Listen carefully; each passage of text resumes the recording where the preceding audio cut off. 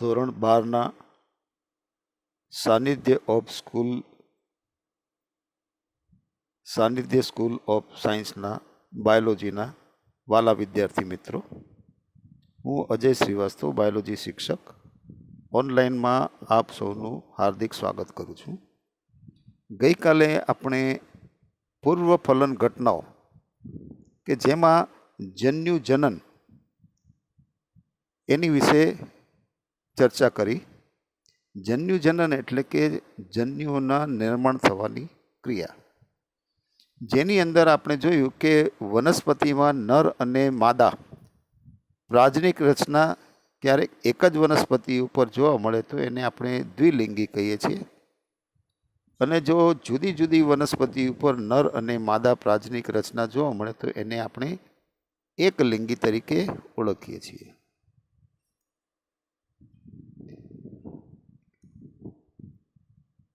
ક્યારેક એવું પ્રાણી પણ જોવા મળે કે જેની અંદર નર અને માદા એમ બંને પ્રકારના પ્રજનન અંગો ધરાવે છે. પ્રજનન અંગો એક જ પ્રાણીમાં જોવા મળે છે. એવા પ્રાણીને આપણે ઉભયલિંગી અથવા તો દ્વિલિંગી પ્રાણી તરીકે ઓળખીએ છીએ. અને આ જન્યુ નિર્માણ દરમિયાન આપણે જોયું કે કોષ વિભાજનની એટલે કે અર્ધીકરણની પ્રક્રિયા થાય છે, જેના લીધે જન્યુમાં રંગસૂત્રની સંખ્યા છે એ અડધી થાય છે. ગઈકાલે મેં આ પુસ્તકમાં આપેલા કોષ્ટક કે જેમાં ખાલી જગ્યાઓ છે એ આપને ભરવા માટે કહ્યું, જે આપ લોકોએ ભરી હશે એવી આશા રાખું છું. આજે આપણે જન્યુ વહન એટલે કે જન્યુનું ઉત્પન્ન થયા પછી કે જન્યુના નિર્માણ બાદ એ જન્યુનું શું થાય છે એની આપણે આગળ ચર્ચા વધારીએ. તો જન્યુ વહન એટલે કે જન્યુઓના નિર્માણ બાદ નર અને માદા જન્યુઓ તેમના સાનુકૂળ જોડાણ માટે એટલે કે ફલનની પ્રક્રિયા માટે એ ભૌતિક રીતે ભેગા થાય છે.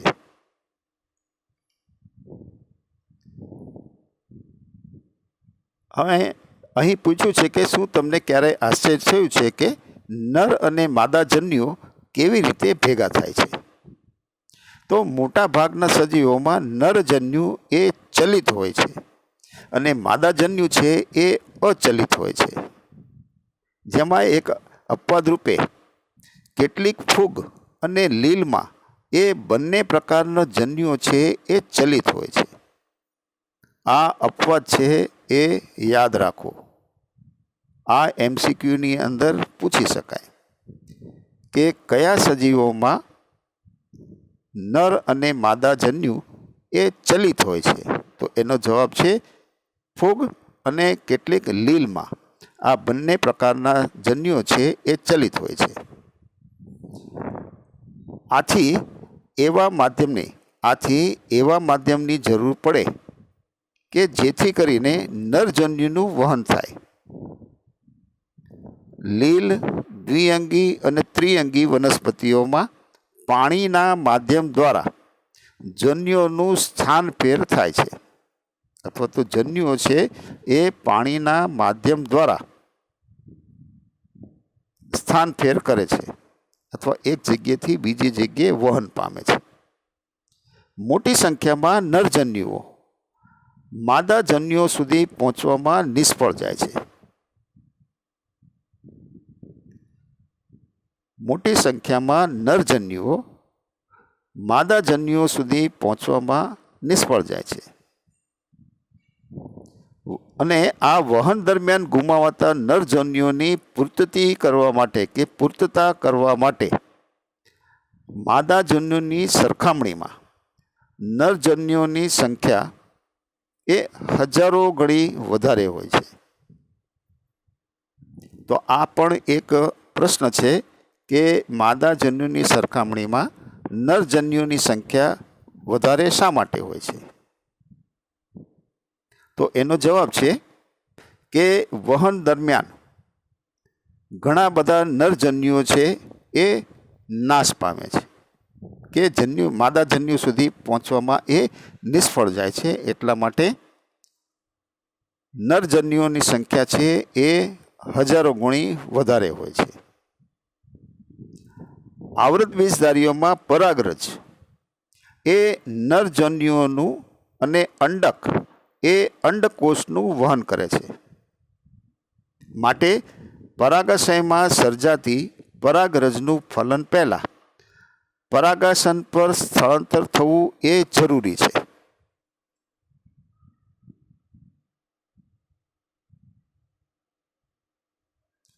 આકૃતિ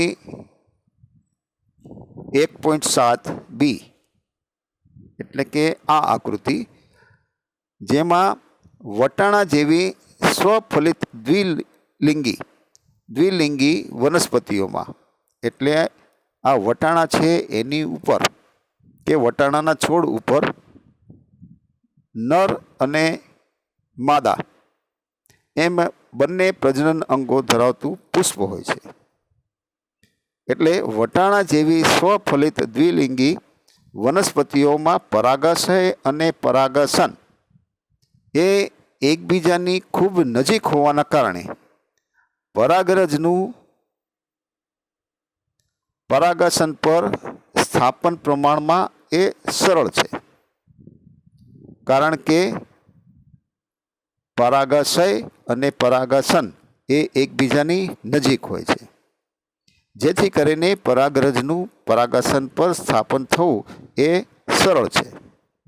જેથી પરાગાશયમાંથી મુક્ત થતી પરાગરજ એ તરત જ પરાગાસનના સંપર્કમાં આવે છે. પરંતુ પરફલન દર્શાવતી વનસ્પતિઓ એટલે કે દ્વિસદની વનસ્પતિઓ સહિત પરાગરજનું પરાગાસન પર સ્થાપન કરવા માટે એક ખાસ પ્રકારની ઘટના દર્શાવે છે કે અપનાવે છે, જેને પરાગનયન કહેવામાં આવે છે. દ્વિસદની એટલે કે એકલિંગી નર અને માદા વનસ્પતિ અલગ અલગ હોય છે, જેથી કરીને પરાગરજનું પરાગાસન પર સ્થાપન કરવા માટે એક ચોક્કસ પ્રકારની ઘટના દર્શાવે છે, જેને આપણે પરાગનયન તરીકે ઓળખીએ છીએ. તો પરાગરજનું પરાગાસન પર અંકુરણ થાય છે, જે આ આકૃતિમાં દર્શાવ્યું છે. પરાગરજનું પરાગાસન પર સ્થળાંતર થાય છે. પ્રથમ તો એ સ્થાન પામે છે કે સ્થાપન થાય છે. ત્યારબાદ પરાગરજનું અંકુરણ થાય છે અને ત્યારબાદ પરાગનલિકા નરજન્યુઓનું વહન કરી અને અંડક સુધી પહોંચે છે. પરાગરજનું પ્રથમ પરાગાસન પર અંકુરણ થાય છે.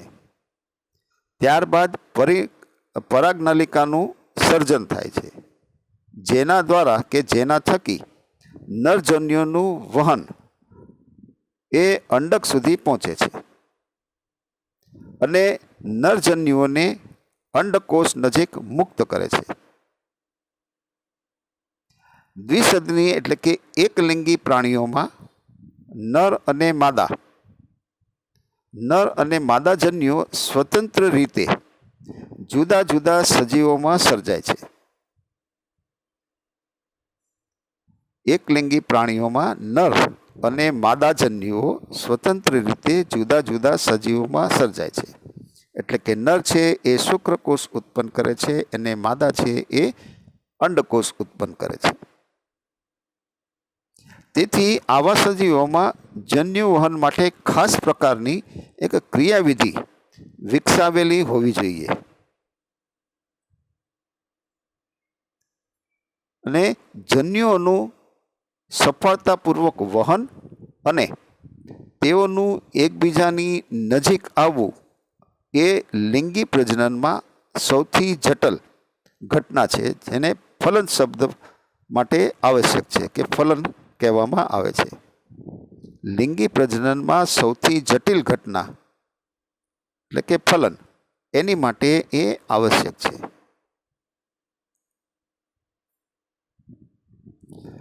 હવે આપણે ફલન એટલે શું એની ચર્ચા કરીએ. તો લિંગી પ્રજનન માટેની સૌથી આવશ્યક જીવંત ઘટના હોય તો તે કદાચ જન્યુઓનું જોડાણ છે. આ પ્રક્રિયાને જન્યુ યુગ્મન કહેવામાં આવે છે. જન્યુ યુગ્મન એટલે જન્યુઓનું જોડાણ.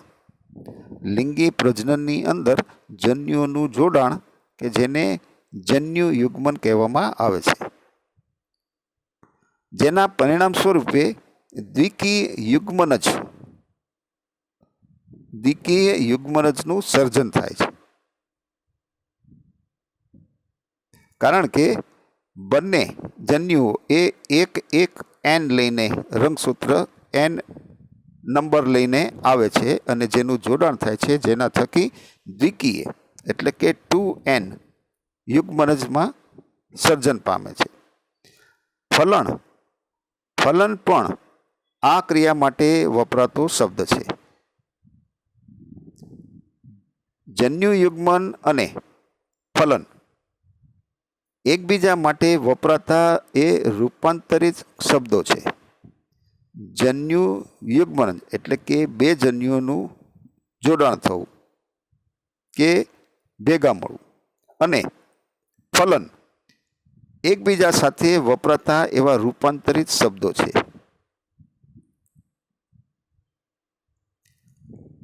અહીં પ્રશ્ન પૂછ્યો છે કે જો જન્યુ યુગ્મન ન થાય તો શું થાય? અહીં એ ઉલ્લેખ કરવો રહ્યો કે કેટલાક સજીવો જેવા કે રોટીફર્સ, મધમાખી અને કેટલીક ગરોળીઓ તેમજ પક્ષીઓ વગેરેમાં માદાજન્યુ ફલન વગર વિકાસ પામી નવો સજીવ બનાવે છે. કેટલાક સજીવો જેવા કે રોટીફર્સ, મધમાખી અને કેટલીક ગરોળીઓ તથા પક્ષીઓ, આ બધા સજીવોમાં માદા જન્યુ ફલન વગર જ વિકાસ પામી નવો સજીવ બનાવે છે. એટલે કે માદામાં રહેલો જન્યુ અંડકોષ એ ફલન વગર વિકાસ પામી નવો સજીવ બનાવે છે. અને આ ઘટનાને અસંયોગી જનન કહેવામાં આવે છે. અસંયોગી જનન એટલે કે માદા એ જન્યુના ફલન વગર જ વિકાસ પામીને નવો સજીવ ઉત્પન્ન કરે છે. એને અસંયોગી જનન કહેવામાં આવે છે, કે જેનું અફલિત અંડકોષમાંથી સર્જન થાય છે.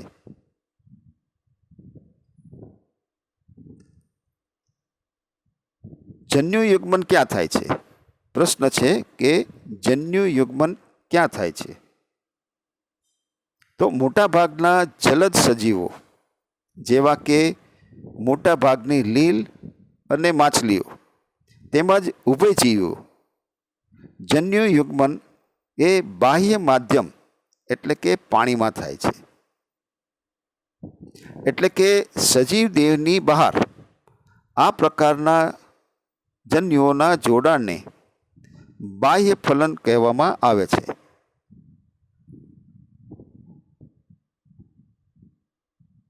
જ્યારે જન્યુ યુગ્મન એ સજીવ દેહની બહાર અને એ આજુબાજુના માધ્યમમાં એટલે કે પાણીમાં થાય તો આ જન્યુઓના જોડાણને બાહ્ય ફલન કહેવામાં આવે છે. કારણ કે તે ફલન છે એ સજીવ દેહની બહાર થાય છે. બાહ્ય ફલન દર્શાવતા સજીવોમાં જાતિઓ વચ્ચે અત્યંત કે અગત્યનો તાલમેલ જોવા મળે છે.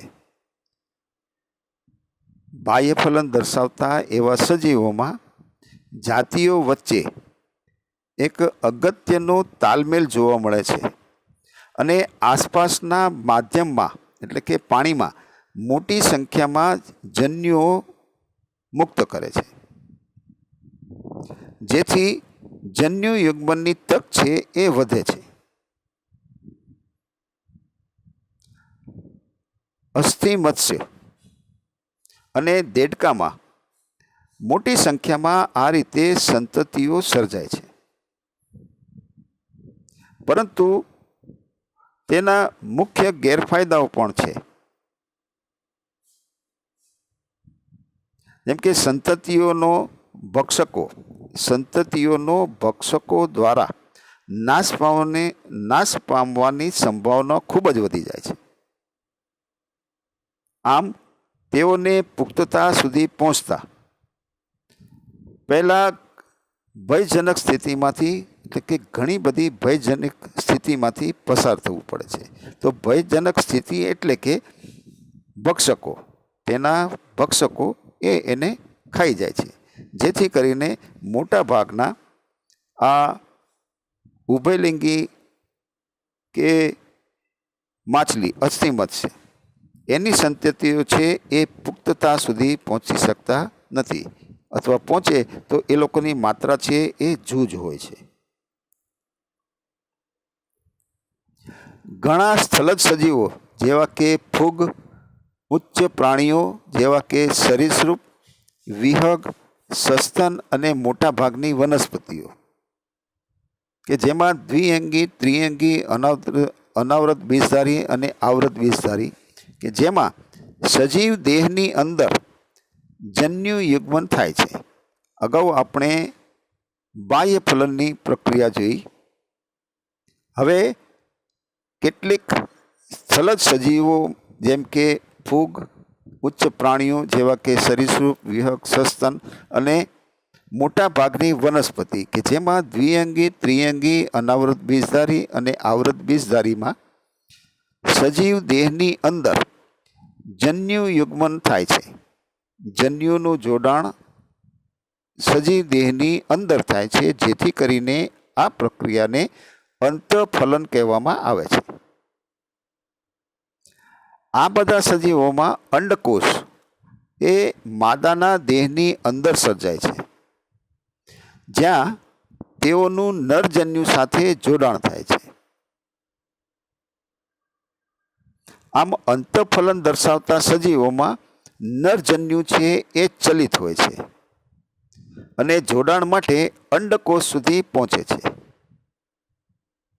અંતઃફલન દર્શાવતા સજીવોમાં નરજન્યુ એ ચલિત હોય છે અને જોડાણ માટે અંડકોષ સુધી પહોંચે છે. અહીં પણ મોટી સંખ્યામાં શુક્રકોષોનું સર્જન થાય છે, પરંતુ તેની સામે સર્જાતા અંડકોષોની સંખ્યા ઘણી ઓછી હોય છે. બીજધારી વનસ્પતિઓમાં અચલિત નરજન્યુઓ પરાગનલિકાઓ દ્વારા માદાજન્યુ સુધી વહન પામે છે. બીજધારી વનસ્પતિઓમાં અચલિત નરજન્યુઓ પરાગનલિકાઓ દ્વારા માદાજન્યુ સુધી વહન પામે છે. જે અગાઉ તમે આકૃતિમાં જોયું કે અહીં પુષ્પના પરાગાસન પર પરાગરજનું અંકુરણ થાય છે, ત્યારબાદ પરાગનલિકાનું સર્જન થાય છે અને આ પરાગનલિકા દ્વારા એ નરજનન કોષ છે એ અંડકોષ સુધી પહોંચે છે.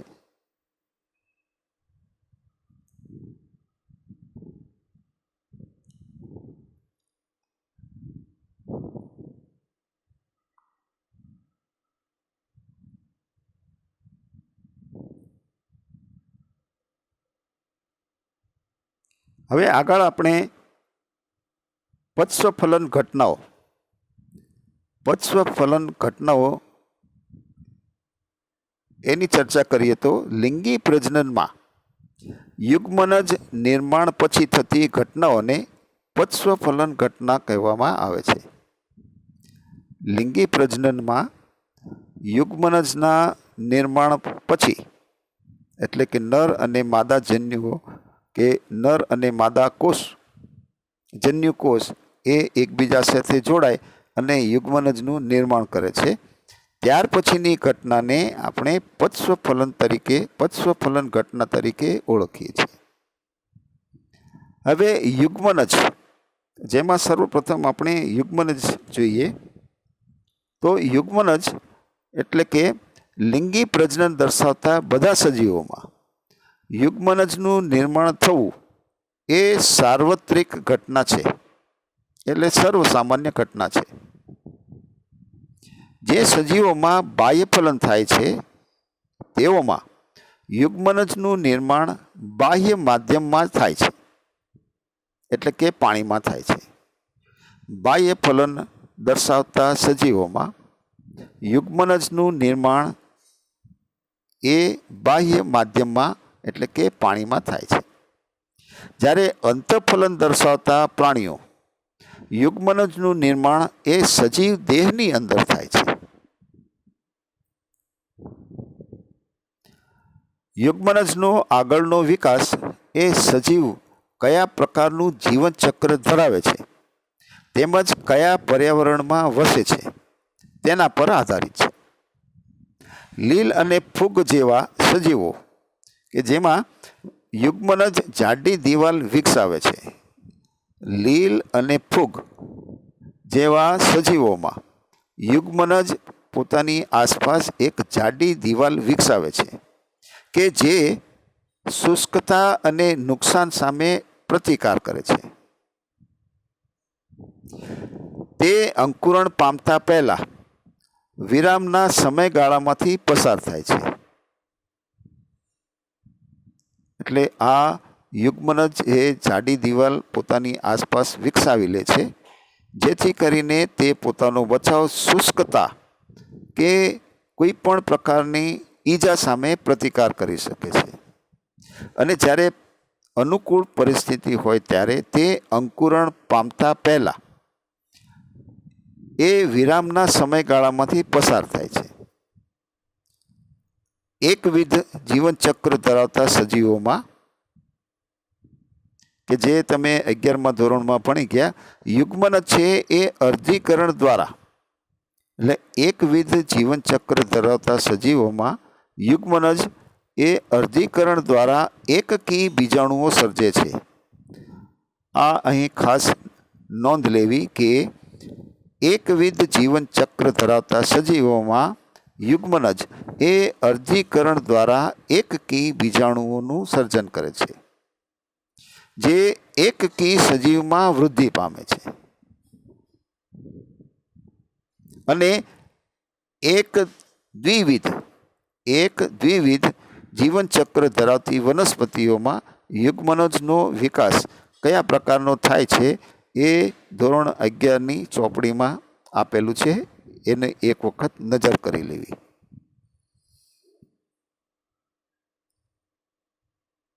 યુગ્મનજ એક પેઢીથી બીજી પેઢીના સજીવો વચ્ચે એ સાતત્ય જાળવી જીવંત કડી છે. સાતત્ય જાળવતી એ એક જીવંત કડી છે. માનવ સહિતના બધા જ લિંગી પ્રજનન દર્શાવતા સજીવોનું જીવન એક જ કોષ તરીકે યુગ્મનજથી શરૂ થાય છે. લિંગી પ્રજનન દર્શાવતા સજીવોનું જીવન એક જ કોષ તરીકે એટલે કે યુગ્મનજથી જ શરૂ થાય છે. ત્યારબાદ ભ્રૂણજનન કે જેને અંગ્રેજીમાં એમ્બ્રિયોજેનેસિસ કહેવામાં આવે છે. તો ભ્રૂણજનન એ યુગ્મનજમાંથી ભ્રૂણના વિકાસની એક પ્રક્રિયા છે. ભ્રૂણજનન એટલે યુગ્મનજમાંથી ભ્રૂણના વિકાસની પ્રક્રિયા છે. અને ભ્રૂણજનન દરમિયાન યુગ્મનજ એ કોષ વિભાજન અને કોષ વિભેદન પામે છે. યુગ્મનજ છે એ એક કોષી છે અને એની અંદર રંગસૂત્રની માત્રા 2n હોય છે. જે સમવિભાજન દ્વારા કે સમભાજન દ્વારા અને કોષ વિભેદન દ્વારા એ ભ્રૂણમાં વિકાસ પામે છે. એટલે કે યુગ્મનજ કોષ વિભાજન અને કોષ વિભેદન પામે છે. કોષ વિભાજનથી વિકાસ પામતા ભ્રૂણમાં કોષોની સંખ્યામાં વધારો થાય છે. અહીં બે શબ્દ આપ્યા છે, કોષ વિભાજન અને કોષ વિભેદન. તો યુગ્મનજ છે એ એક કોષી છે. એ યુગ્મનજ એક કોષી પછી એમાં કોષ વિભાજનની પ્રક્રિયા દ્વારા કે કોષ વિભાજનથી વિકાસ પામતા ભ્રૂણમાં કોષોની સંખ્યામાં વધારો કરે છે. જ્યારે કોષ વિભેદન છે એ કોષ વિભેદન દરમિયાન કોષોના સમૂહો કેટલાક રૂપાંતરણોમાંથી પસાર થઈને એક વિશિષ્ટ પેશીઓ અને અંગો રચી સજીવનું નિર્માણ કરે છે. કોષ વિભેદન એ એક એવી પ્રક્રિયા છે કે જેમાં કોષોનો સમૂહ કેટલાક રૂપાંતરણો પામીને વિશિષ્ટ પેશી અને અંગોની રચના કરે છે કે જેના દ્વારા એક સજીવનું નિર્માણ થાય છે. તમે કોષ વિભાજન અને વિભેદન એ અગાઉના ક્લાસમાં અભ્યાસ કરી ચૂક્યા છો.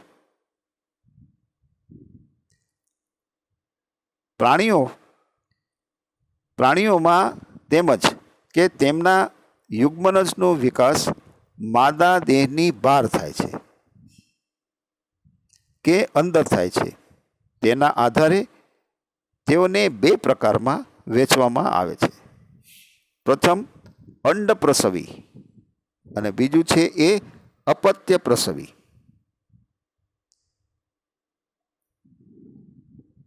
પ્રાણીઓમાં તેમના યુગ્મનજનો વિકાસ એ માદા દેહની બહાર થાય છે કે અંદર, તેના આધારે તેના બે પ્રકારો છે, એક અંડ પ્રસવી અને બીજું છે એ અપત્ય પ્રસવી. એટલે કે તેઓ ફલિત અથવા અફલિત ઈંડા મૂકશે અથવા તો બચ્ચાને જન્મ આપશે. સરીસૃપ અને પક્ષીઓ જેવા અંડપ્રસવી એટલે કે ઈંડા મૂકતા એવા પ્રાણીઓ. અંડપ્રસવી પ્રાણીઓ એ કેલ્શિયમયુક્ત કવચથી આવૃત ઈંડા એ પર્યાવરણમાં સુરક્ષિત સ્થાને મૂકે છે. અંડપ્રસવી પ્રાણી એટલે કે સરીસૃપ અને પક્ષી જેવા કે જે અંડપ્રસવી પ્રાણીઓ તરીકે ઓળખાય છે તે કેલ્શિયમયુક્ત કવચથી આવૃત એવા ઈંડા પર્યાવરણમાં અને એ પણ સુરક્ષિત સ્થાનમાં મૂકે છે અને નિશ્ચિત સેવનકાળ બાદ તેમાંથી બાળ પ્રાણી ઈંડામાંથી બહાર આવે છે. જ્યારે બીજી તરફ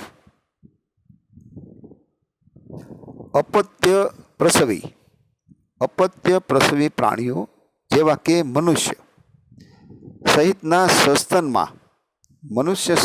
સસ્તનમાં માદા સજીવના દેહમાં યુગ્મનજમાંથી તરુણ સજીવ છે એ વિકાસ પામે છે. એટલે કે અપત્ય પ્રસવી પ્રાણીઓમાં મનુષ્ય સહિત સસ્તનમાં માદા સજીવના દેહમાં યુગ્મનજમાંથી તરુણ સજીવ છે એ વિકાસ પામે છે. વૃદ્ધિની કેટલીક અવસ્થાઓમાંથી પસાર થયા બાદ તરુણ સંતતિ માદા દેહની બહાર છે એ પ્રસવ પામે છે. યોગ્ય ભ્રૂણી કાળજી અને રક્ષણને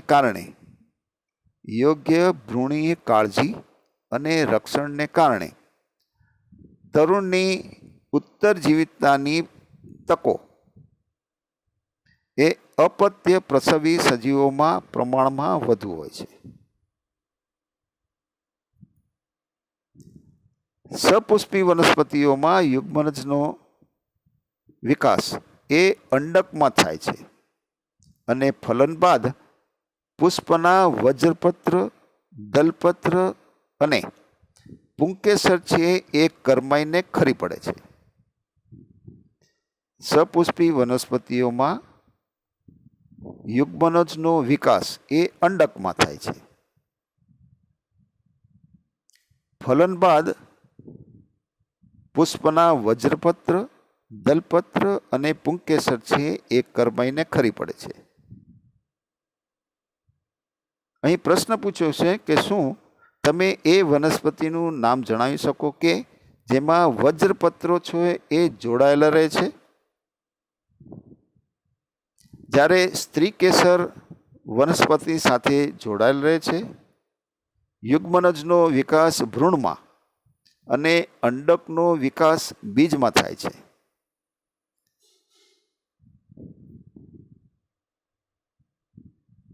સ્ત્રીકેસર વનસ્પતિ સાથે જોડાયેલ રહે છે અને યુગ્મનજનો વિકાસ ભ્રૂણમાં અને અંડકનો વિકાસ બીજમાં થાય છે.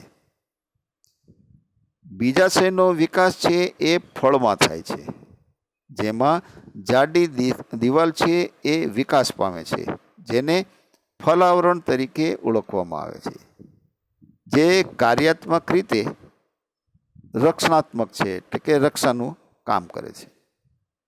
અહીં આપેલી આકૃતિમાં એ દર્શાવેલું છે કે કેટલાક ફળ કે જેમાં બીજ એટલે કે સીડ એસ અને રક્ષણાત્મક ફલાવરણ એટલે કે પી પોડ વિકિરણ બાદ બીજ અનુકૂળ પરિસ્થિતિમાં અંકુરણ પામીને નવી વનસ્પતિનું સર્જન કરે છે. તો આ સાથે આપણે લેસન નંબર 1 કે સજીવોમાં પ્રજનન એ પાઠ પૂરો કરીએ છીએ. આવતીકાલે થોડાક MCQ મૂકીશ, એ તમારે લોકોએ દરેકે આ પાઠ પહેલાં વ્યવસ્થિત વાંચી સમજી અને પછી એ MCQના જવાબો આપવાના છે.